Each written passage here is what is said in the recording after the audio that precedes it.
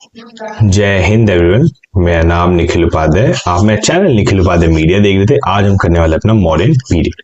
जब हम बात करते हैं मॉडर्न पीरियड, उससे आगे जाने से पहले मैं आपको बता दूं कि हमारी हिस्ट्री की प्लेलिस्ट, ज्योग्राफी की प्लेलिस्ट और इंग्लिश ग्रामर की प्लेलिस्ट भी आपको हमारे चैनल पे देखने को मिल जाएगी और एसएसबी के कंटेंट्स भी आपको देखने को मिल जाएंगे। तो आगे चलते हैं। हमने इससे पहले बात की थी कि कैसे जो आखिरी में जो नंदा डायनेस्टी थी, उसने क्या किया था, उसने चाणक्य की बेइज्जती की थी। और चाणक्य ने कहा था, जब अलेक्जेंडर जो था जब नंदा डायनेस्टी पे अटैक करने वाला था, जब इंडिया में आने वाला था, तब चाणक्य ने नंदा डायनेस्टी को वार्न किया था, बट धनानंदा ने बेइज्जती करके चाणक्य को भाग। चाणक्य ने कहा था इतना घमंड अच्छी बात नहीं है और वही तुम्हारे विनाश का कारण बनेगा। और चाणक्य ने क्या किया, चंद्रगुप्त मौर्य को ट्रेन किया, जिसकी वजह से आखिरी में हमारा एक मॉडर्न एम्पायर स्टैब्लिश होता हुआ देखने को मिलता है। चलिए आगे चलते हैं। जब हम बात करते हैं मॉडर्न एम्पायर की, modern empire was the first and the biggest north Indian empire. पहला और सबसे बड़ा नॉर्थ इंडियन एम्पायर कौन था, वो द मॉडर्न एम्पायर। इसके फाउंडर कौन थे, चंद्रगुप्त मौर्य, जैसे मैंने आपको पिछली इस स्लाइड में बताया था।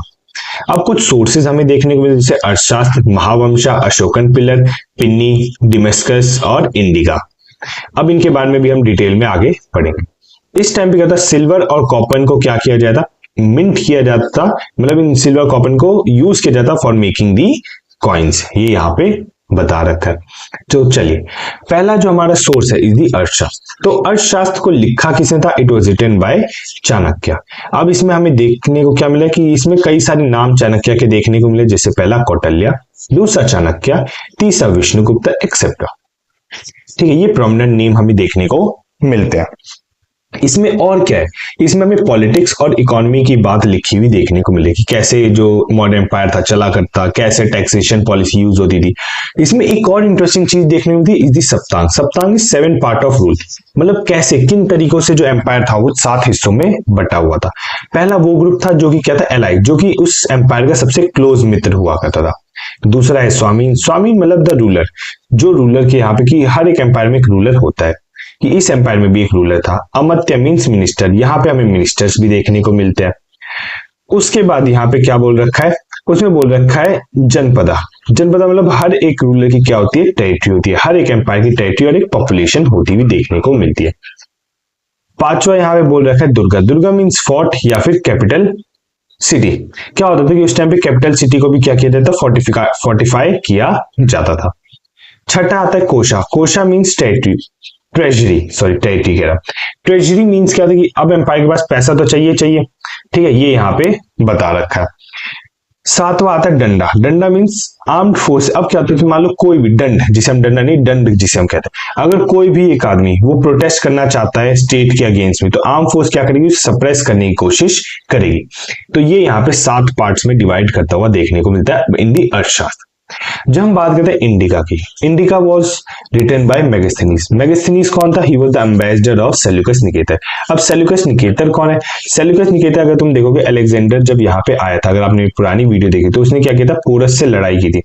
पोरस से लड़ने के बाद क्या, पोरस हार गया था, अलेक्जेंडर जीत गया था। बट इसके जो सोल्जर थे वो आगे जाने से क्या कर गए थे, रिफ्यूज कर गए थे।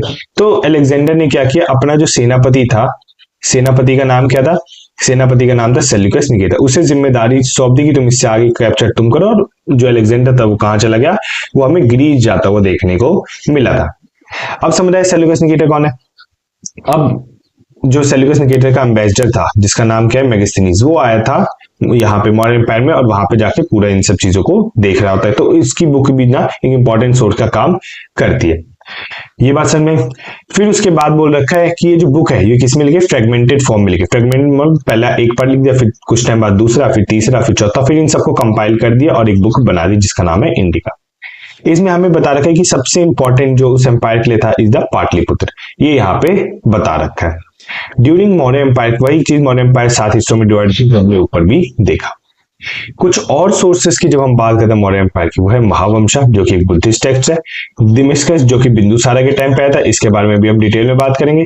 पिनली, जो रोमन राइटर है, उसने बताया चंद्रगुप्त मौर्य जो है एक विशाल आर्मी अपने पास रखता है, जिसमें 60,000 फुट सोल्जर्स है, 30,000 कैवलरी जो घुड़सवार हो गए, 9,000 हाथी है और 8,000 चैरियट है, रथ सवार, जो हमें देखने को मिलते हैं।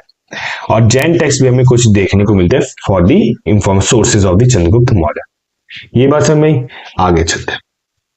अब यहाँ पे बता रखा है कि जब मौर्य एम्पायर का जो लास्ट रूलर था, the last ruler was Brihadratha. ठीक है, इससे पहले हम और रूलर्स के बारे में बात करेंगे, बस मैं सोचा कि इससे का छोटा सा है तो पहले ही खत्म करवा देता। तो जो last ruler was the Brihadratha. ठीक है, after killing him a new empire emerge called Sunga empire. Maurya empire के बाद जो एक नया एम्पायर आया था it was the Sunga empire. Sunga empire के फाउंडर कौन थे? Who was the founder of Sunga empire? He was the Pushyamitra Sunga. ठीक है, यहाँ पे लिखा हुआ ये रहा, Pushyamitra Sunga was the founder of Sunga empire, जिसने मौर्य के लास्ट रूलर जिसका नाम क्या बृहद्रथ उसे मारा था और सुंगा डायनेस्टी को स्टैब्लिश किया था। सुंगा डायनेस्टी जिसे हम कहते हैं। अब कुछ इंपॉर्टेंट प्रोमिनेंट रूलर हमें देखने को मिलेंगे मौर्य एम्पायर में। First is Chandragupta Maurya, second is the Bindusara, third is the Ashoka. ये बात समझ। चलिए चंद्रगुप्त मौर्य के बारे में पढ़ ले। इन्हें हम कुछ टर्म से याद करते हैं, जैसे कि विशाल और चंद्रकोता। विशाल जो है इन्हें कहां से कौन सी बुक से हमें एविडेंस देखने को मिला है? वो है मुद्र कक्षा। मुद्र कक्षा बुक से हमें एविडेंस देखने को मिला है, जिसके ऑथर कौन है? विशाखा दत्त। दूसरा है हमारा चंद्रकोता, इसे यूज किया गया है विलियम जोन्स। अब जब हम यहाँ बात करें चंद्रगुप्त मौर्य सेल्यूकस निकेटर, हुआ क्या कि मैंने आपको यहाँ पे स्टोरी बताई थी कि कैसे कहा गया सेल्यूकस निकेटर को छोड़ दिया था कि आप आगे जाके कॉन्कर करो। तो सेल्यूकस निकेटर किससे भिड़ जाता है? वो भिड़ जाता है आपके चंद्रगुप्त मौर्य से। तो होता क्या, यहाँ पे जीत किसकी होती है? यहाँ पे जीत होती है चंद्रगुप्त मौर्य की, और कौन हारता है? सेल्यूकस निकेटर हार जाता है। और जैसे ही हारता है तो क्या चंद्रगुप्त मौर्य ने क्या किया, जितने भी जो ईरानियन अटैक्स होते हैं, ईरानियन के लोग इंडिया में आके बैठे थे, उनसे इंडिया को फ्री करवा दिया। और जीतने के बाद उन्होंने क्या किया, सेल्यूकस निकेटर की बेटी से शादी कर ली, या फिर हम ये कह सकते हैं सेल्यूकस निकेटर ने अपनी बेटी की शादी चंद्रगुप्त मौर्य से करा दी। अब ये जो हम बोल रहे हैं इसका सोर्स हमें कहां से देखना होता है? Is a source from Appian. Appian क्या है? ग्रीक राइटर जिसने इसके बारे में लिखा था। जब हम बात करें चंद्रगुप्त मौर्य के बारे में, तो हम देखते हैं कि जो यहाँ पे रुद्रदामन जो कि एक शाका रूलर है, जिसके बारे में हम डिटेल में हम अपनी नेक्स्ट वीडियो में बात करने वाले हैं, तो उसमें बता रखा है कि उस टाइम पे जो जूनागढ़ इंस्क्रिप्शन लिखा गया था वो बताता है चंद्रगुप्त मौर्य का नॉर्थ तक एम्पायर जो है कहां तक, मतलब चंद्रगुप्त मौर्य का जो एम्पायर है नॉर्थ तक कहां तक हमें एक्सपेंड होता हुआ, एक्सटेंड होता हुआ देखने को मिलता है।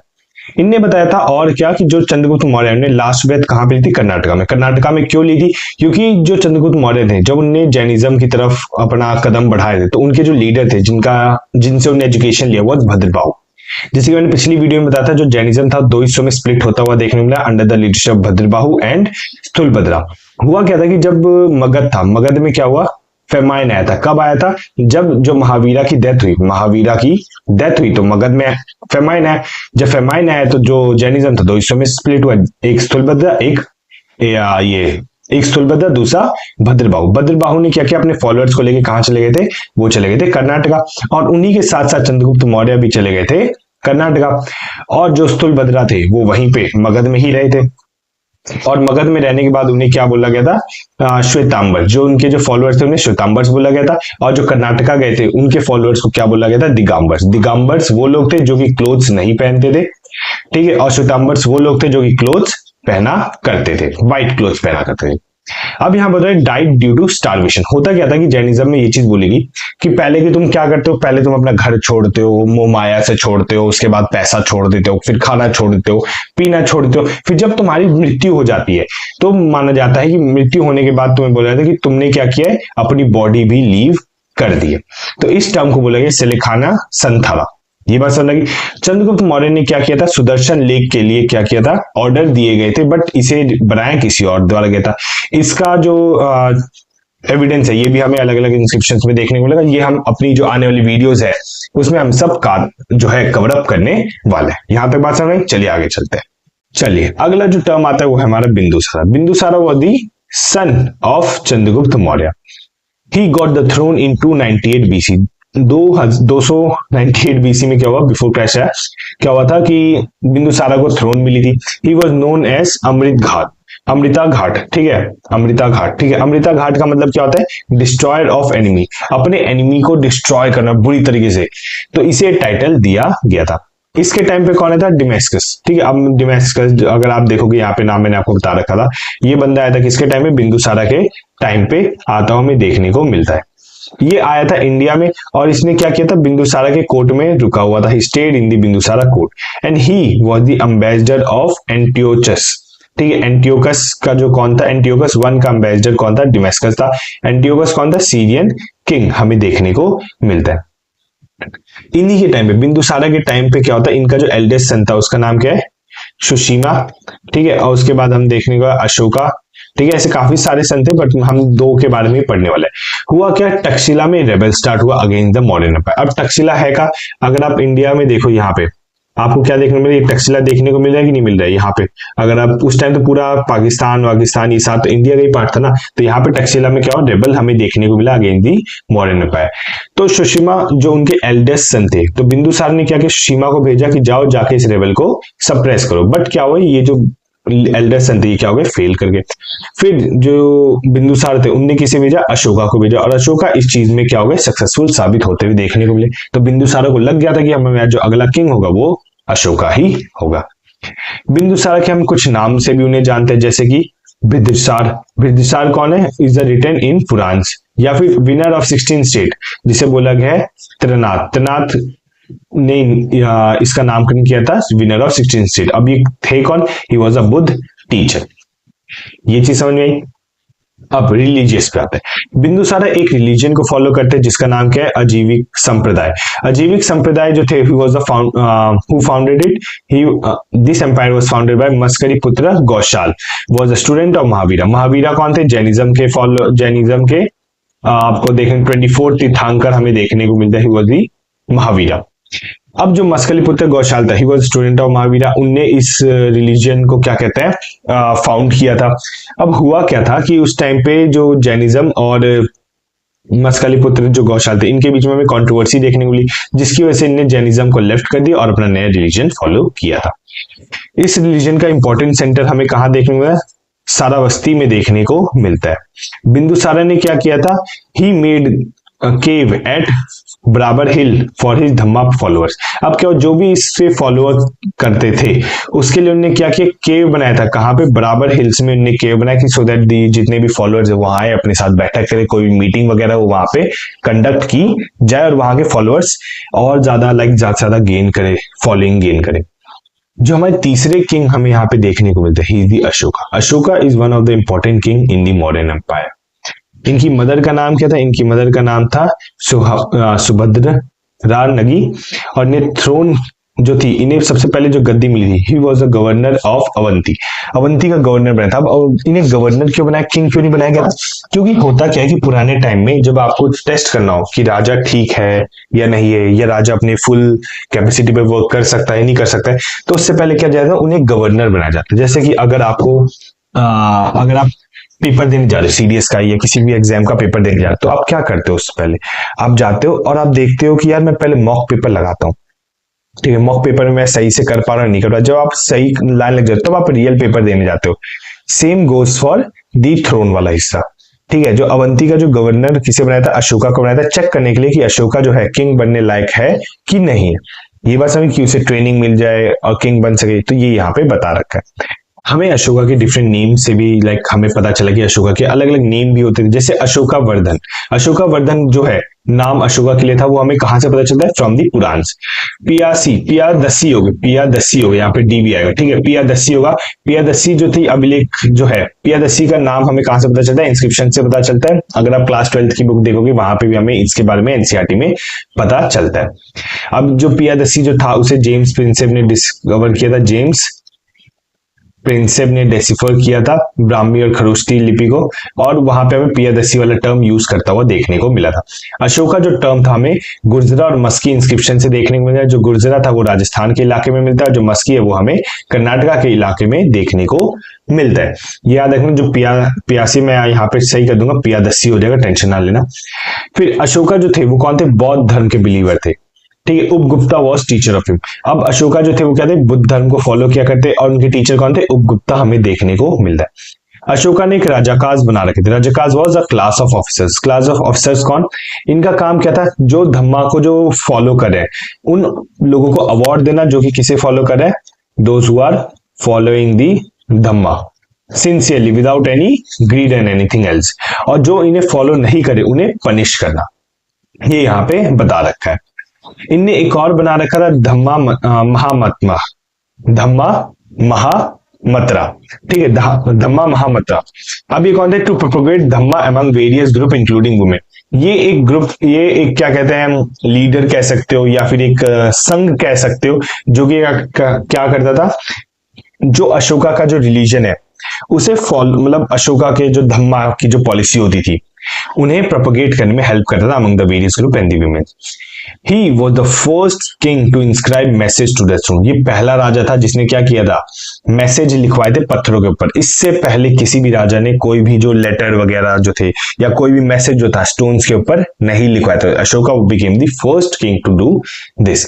जब हम बात करते हैं अशोका के इंस्क्रिप्शन के बारे में, तो दो प्रोमिनेंट हमें इंस्क्रिप्शन देखने को मिलते हैं। वो है हमारा रुमिन देवी इंस्क्रिप्शन, दूसरा निगाली सागर इंस्क्रिप्शन। रुमिन देवी इंस्क्रिप्शन जो हमें कहाँ देखने को मिलता, लुम्बिनी नेपाल में देखने को मिलता है, जहां पे बुद्धिज्म जो था उनकी यहाँ पे लाइक बॉर्न हुए थे बुद्धा, गौतम बुद्धा। अब mention that Ashoka visited personally in 20th year of his rain. अब यहाँ बोल रखा है कि जो अशोका था उनने कहाँ पे आए थे, लुम्बिनी जगह पे आए थे। कहाँ पे, अपने लाइक लुम्बिनी जगह पे आए थे to worship the Gautam Buddha, क्योंकि वो यहाँ पे पैदा हुए थे। He worship the spot and erected a stone pillar to mark. उनने क्या किया था, वहां पे स्टोन पिलर्स भी लगवाए थे to spread the Dhamma message. अब उन्होंने क्या था, declare that the village of Lumbini was freed from paying tax and only had to pay 1/8 of the produce showing Ashoka reverence to Buddha. बोल रखा है कि जो अशोका थे उनने क्या किया था, लुम्बिनी के जो लोग थे उन्हें क्या किया था, फ्री फ्रॉम टैक्स। उन्हें कहा कि आपको कोई सा भी टैक्स देने की जरूरत नहीं, बस आपको एक चीज करने की जरूरत है, अगर आपने 800 किलो कोई गेहूं उगाया, उस 800 किलो में से 100 किलो गेहूं हमें दे दिया करो। ठीक है, 1/8 ऑफ द प्रोडक्शन जो था वो आपको बस देना होता था एज अ टैक्स, कि अशोका के लाइक थोड़ा आदर सत्कार करने के लिए। दूसरा जो हमें यहाँ पे देखने को मिलता है वो है निगाली सागर इंस्क्रिप्शन। निगाली सागर इंस्क्रिप्शन भी हमें लुम्बिनी में देखने को मिला है। कहाँ पे, निगलीवा में। अब यहाँ पे अगर आप देखो, कॉल दी निगलीवा पिलर एडिक्ट, यहाँ पे जो खंबे वंबे मिला है जहां पे मैसेज देखने को मिला है, तो उन पिलर्स को क्या बोला गया, निगलीवा पिलर एडिक्ट्स भी देखने को मिला है। तो हम निगाली सागर का दूसरा नाम क्या हो सकता है, निगलीवा पिलर एडिक्ट्स। ये बात समझ गई। यहाँ पे बता रखा है द इंस्क्रिप्शन से Ashoka visited the site and large the stupa of previous Buddha name Konakama. ठीक है, ये बात समझे कि अशोका जो थे यहाँ पे कहाँ पे आए थे, उनने कई बार विजिट किया था इस जगह को, लुम्बिनी को, और उनने क्या किया, एक स्तूपा का स्थापित की थी। स्तूपा किसके नाम पे स्थापित की थी, एक प्रीवियस बुद्धा, एक जो गौतम बुद्ध से जो और के अलावा भी जो बुद्धिस्ट मॉन्क थे उनके नाम पे एक स्तूपा यहाँ पे स्टैब्लिश किया था, जिनका नाम क्या था, कोना कामना। ठीक है, कोना कामन या कोना कामना जो भी आप यहाँ पे कह सकते हैं। यहाँ बता रखा है, अब यहाँ पे बंदा है कौन, कोना कामना was one of the past Buddha's mention in Buddha's tradition before Gautam Buddha. Gautam Buddha से पहले जो बुद्ध थे जिनका नाम क्या था, कोना कामा, उनके नाम पे एक स्तूपा यहाँ पे स्टैब्लिश करता हुआ देखने को मिले थे। और इसके इंस्क्रिप्शन जो इनके जो प्रूफ है या एविडेंस हमें कहां से देखने को, निगाली सागर इंस्क्रिप्शन से देखने को मिलते हैं। यहाँ पे हम दो और इंस्क्रिप्शंस के बारे में बात करेंगे, जो कि पहला क्या है, शहबजा गढ़ी और दूसरा मानेसरा। ये जो शहबजा गढ़ी है ये हमें कहाँ मिला, ये हमें शहबजा गढ़ी में ही देखने को मिला, जो कि पाकिस्तान में हमें देखने को मिला। Is one of the oldest Ashokan inscriptions, Ashoka का one of the oldest inscription है। Only site where the major rock edicts were written in Kharoshthi script showing the language diversity of Ashokan Empire। अब अशोका एम्पायर में अलग अलग language बोली जाती है, तो उनमें से एक जो लैंग्वेज थी वो थी खरोष्ठी। जो खरोष्ठी थी ये हमें only site where the major rock edict was written in Kharoshthi. जो आपकी जगह है जिसे हमने बोला शहबाज गढ़ी, शहबाज गढ़ी में इकलौती जगह है जहां पे हमें जो रॉक एडिट जो पत्थरों पे लिखा हुआ देखने को मिला है वो हमें खरोष्ठी लैंग्वेज में, खरोष्ठी स्क्रिप्ट में देखने को मिला है। वरना बाकी जितने भी हमें देखने मिले कहीं पे भी हमें खरोष्ठी लैंग्वेज में देखने को नहीं मिला। मानेसरा inscriptions are found near Manesha are near the Hazara district of Pakistan. Confirm that Ashoka message spread even far northwest। ठीक है, अब बोल रखा है जो अशोका का जो मैसेज था वो हमें नॉर्थ वेस्ट पाकिस्तान तक भी देखने को मिला है। Mansehra edicts are beautifully engraved on a rock hill and are one of the best preserved example of Ashokan writing in Kharosthi. ये बात समझ में, यहाँ पे बोल रखा है जो मानेसरा है वो एक अच्छा सा ब्यूटीफुली उसे कार्व्ड किया गया है और खरोष्ठी भाषा में हमें देखने को मिलता है, ये यहाँ पे बता रखा है।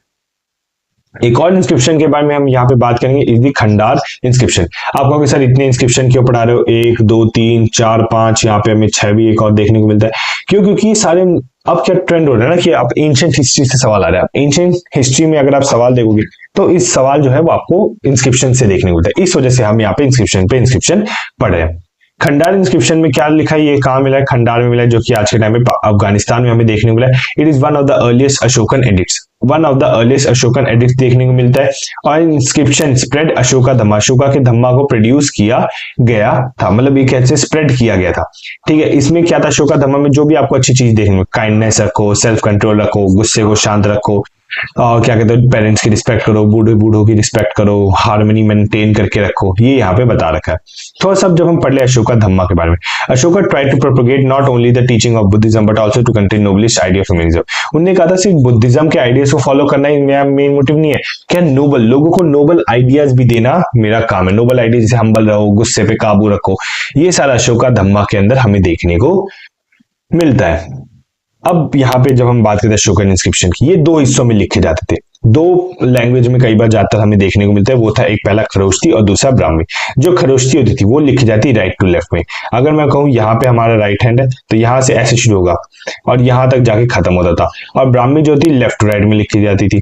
ब्राह्मी जो है वो लेफ्ट से राइट में लिखी जाती थी। अब आपको कैसे पता चलेगा सर ब्राह्मी जो है लेफ्ट से राइट में लिखी जाती है, खरोष्ठी राइट टू लेफ्ट?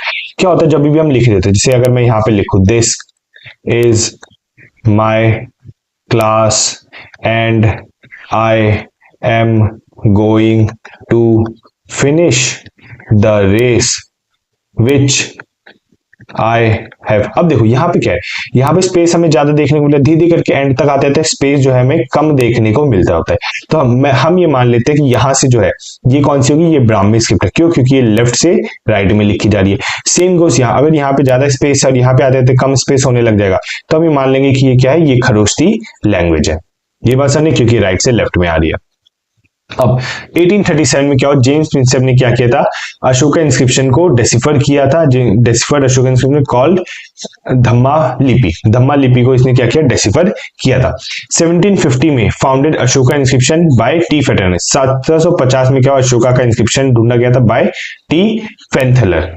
ये चीज समझ में आई, ये भी आपका PYQ है। चलिए नेक्स्ट चलते हैं। अब हुआ क्या था, यहाँ पे कुछ ऑफिसर्स के नाम बता रखे थे कि जो मौर्य एम्पायर जो था, मौर्य एम्पायर में क्या होता है, कुछ ऑफिसर्स थे जिनके यहाँ पे हमें नाम देखने को मिलते हैं कि एक टर्म जो उनसे एसोसिएट किया गया था। ठीक है, जैसे कोई अगर इंपॉर्टेंट टॉप ऑफिसर है उसे हम महामत्रा कहा जाता, कोई स्पाई है उसे चर कहा जाता था, कोई रीजनल ऑफिसर है उसे एग्रोनोमिया कहा जाता, कोई डिस्ट्रिक्ट एडमिनिस्ट्रेशन है उसे स्थानिक कहा जाता, कोई हैंडल ट्रेजर है उसे संग्रहित कहा जाता, कोई रूलर ऑफ प्रोविंस है उसे कुमार कहा जाता। तो ये अलग अलग ऑफिसर्स हैं जिन्हें अलग अलग टर्म से जाना गया। ये मैच द फॉलोइंग में आ रखा है, तो इस वजह से मैंने इसे यहाँ पे इंक्लूड किया। अब अशोका की कुछ इंपॉर्टेंट चीजें हम यहाँ पे देख लेते हैं, जैसे कि क्या है, कनाघाली। कनागनाहली, ठीक है। Ashoka only inscribe stone portrait of found है। ये जगह है जहां पे अशोका का एक लौता क्या स्टोन पोर्ट्रेट, मतलब पत्थर पे उन्हें कार्व्ड किया हुआ, अशोका को कार्व्ड किया हुआ हमें यहाँ पे देखने को मिलता है। ये है कहाँ पे, कर्नाटका में, कौन सी नदी के पास में, भीम नदी के पास में। और ये भी आपका PYQ रह रखा है। ठीक है, कहाँ पे हमें स्टोन अशोका का स्टोन पोर्ट्रेट देखने को मिला था, वह कनागली, जो कि कर्नाटका में हमें देखने को मिलता है। फिर महावंशा। अब महावंशा क्या है, ही सेंट हिज, महावंशा एक जो बुक है, अगर आप देखो इससे पहले, अगर मैं इतने जल्दी करूँ तो ये स्लाइड्स, एक तो इतनी GB की स्लाइड्स है ना, तो क्या होता है कि यहाँ देखो महावंशा लिखा हुआ है कि नहीं लिखा, ये चीज सोर्सेज में। तो वन ऑफ द सोर्स जो हम यहाँ पे पढ़ने वाले हैं इस महावंशा के बारे में। महावंशा में क्या बता रखा है, एक मिनट रुकना जरा। हाँ, महावंशा में क्या बता रखा है, महावंशा में ये बता रखा है कि उसने क्या किया था, अपनी बेटी और बेटे को कहाँ भेजा था, श्रीलंका में भेजा था। वहां पे उस टाइम पे किंग कौन था, द किंग वाज तीस। ठीक है, तीस क्यों वहां पे क्यों भेजा था, बुद्धिज्म को स्प्रेड करने की। जो बुद्धिज्म है वो जैनिज्म लाइक जो श्रीलंका वगैरह में, इन सब जगह में बहुत ज्यादा स्प्रेड हो, इस वजह से अशोका ने अपने बेटा बेटी को श्रीलंका में भेजा था। अब हुआ क्या था, जो अशोका ने एकदम से ट्रांसफॉर्मेशन क्यों किया था, अशोका जो इतना बड़ा अपना एम्पायर लेके बैठे रहता है, अशोका जो इतना पावरफुल अपना एम्पायर लेके बैठे, तो इन्हें लड़ाई छोड़ के दी। हुआ क्या था, 261 BC में कलिंगा वॉर हुआ। कलिंगा कहाँ पे, हमें आज के टाइम पे उड़ीसा आंध्र प्रदेश के पास में देखने को मिलेगा कलिंगा। वहां पे 16 लाख लोगों की डेथ हुई। तो अशोका ने लगा यार क्या फायदा इतने लोगों की मृत्यु होने का, जब अगर मैं अपना एम्पायर जो है मैं अपने लिए बना रहा हूँ, बट मैं इतने बड़े एम्पायर का करूंगा क्या। ठीक है, और इतने लोगों की जो डेथ हो गई है, इससे इनके जो घर वाले हैं उन्हें क्या गुजरेगी उनके दिल पे। तो ये सब जो सवाल जो अशोका के दिमाग में है और उसकी वजह से उनका जो दिल था वो कंप्लीट ट्रांसफर होता हुआ देखने मिला। 13 स्टोन इंस्क्रिप्शन, ठीक है, 13 स्टोन इंस्क्रिप्शन के अंदर क्या देखने मिला, was completely different from pillar addict. ये जो पिलर एडिक्ट से कंप्लीटली डिफरेंट था। क्यों? इसमें क्या लिखा था, ही एडॉप्टेड बुद्धिज्म। ने क्या किया, 13 स्टोन इंस्क्रिप्शन में लिखा था कि इसने क्या किया, बुद्धिज्म को एडॉप्ट किया था। ये भी आपका PYQ। और इस टाइम पे मॉन्ग कौन था, समुद्रा मॉन्ग था बुद्धिज्म का, जिनने क्या किया था, चंद्रगुप्त मौर्य को बुद्धिज्म में कन्वर्ट करने में हेल्प की थी। He taught Ashoka doctrine of Buddhism. जो बुद्धिज्म के जो 4 नोबल ट्रूथ है उसके बारे में समुद्रा ने उन्हें बताया था, कैसे फॉलो करना है, कैसे नहीं फॉलो करना है। ये सारी एकदम गाइडेंस जो होती थी वो किसने दी थी, समुद्रा ने देते हुए देखने को मिली थी। ये बात समझ गई।